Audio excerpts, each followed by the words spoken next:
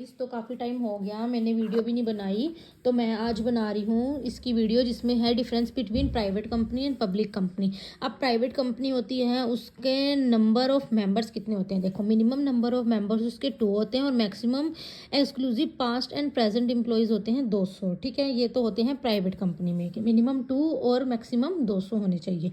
लेकिन public company में क्या होता है कि मिनिमम नंबर ऑफ मेंबर 7 हैं लेकिन उनकी मैक्सिमम नंबर की कोई भी लिमिट नहीं होती। ठीक है, नेक्स्ट, इनविटेशन टू पब्लिक को, इसके अंदर प्राइवेट कंपनी के अंदर उनके पास क्या होता है कि वो इनवाइट नहीं कर सकती, क्योंकि ये एक प्राइवेट कंपनी है इसलिए अपने आप इनवाइट नहीं कर सकते पब्लिक को कि वो सब्सक्राइब करे अपने शेयर। लेकिन पब्लिक कंपनी के पास ये राइट होता है, वो इनवाइट कर सकते हैं पब्लिक को कि वो क्या करे, सब्सक्राइब करें शेयर्स को। ट्रांसफ़र ऑफ शेयर्स में अब देखो इसमें क्या होती है, इसमें कोई भी रिस्ट्रिक्शंस नहीं होती क्योंकि ट्रांसफ़र करना शेयर, क्योंकि अपने आप इनकी अपनी कंपनी है, प्राइवेट है, कोई इसमें रूल रेगुलेशंस नहीं है, जो भी है वो इन्हीं के खुद के होते हैं। लेकिन पब्लिक कंपनी में क्या होता है, इसके अंदर रिस्ट्रिक्शंस होती हैं।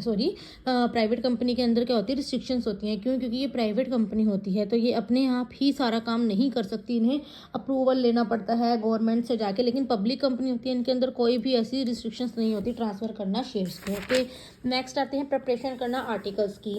तो जो प्राइवेट कंपनी होती है उसको प्रिपरेशन करना ज़रूरी होता है आर्टिकल्स के लिए। ठीक है, लेकिन जो पब्लिक कंपनी होती है उसको प्रिपरेशन करने की कोई भी ज़रूरत नहीं होती। लेकिन हाँ, अगर उसको कोई आर्टिकल्स रजिस्टर उसका नहीं है तो फिर उसको टेबल F बनाना होता है।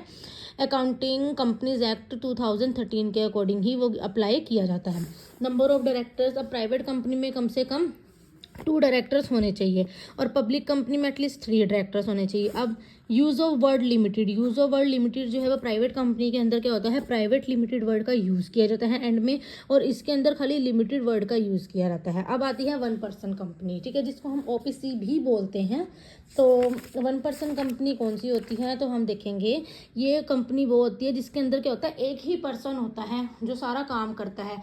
Like as a sole proprietorship होती है ना, जिसके अंदर एक ही पर्सन खुद काम करता है, सामान बेचता है, अपना सामान लेकर आता है, सामान को खुद ही उसने सेल करना है, उसने क्या कितना प्रॉफिट हुआ वो उसी के ही मिलता है, अगर कोई लॉस हुआ वो भी उसी का ही है। तो वो सारा 1 पर्सन कंपनी का ऐसा ही कुछ रोल होता है। तो कंपनीज एक्ट 2013 के अकॉर्डिंग क्या है कि एक नया पार्टनर होता है और वो फॉर्मिंग में आता है। Public and private limited company भी हो सकती है।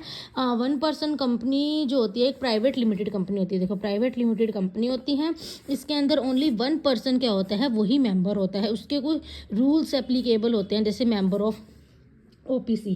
अब मेंबर क्या है कि नेचुरल पर्सन होता है, वो इंडियन सिटीजन होना चाहिए और रेजिडेंट होना चाहिए इंडिया के अंदर, और मेंबर उसका होना चाहिए 1 पर्सन कंपनी का। ठीक है, उसके बाद ये अगर रेजिडेंट है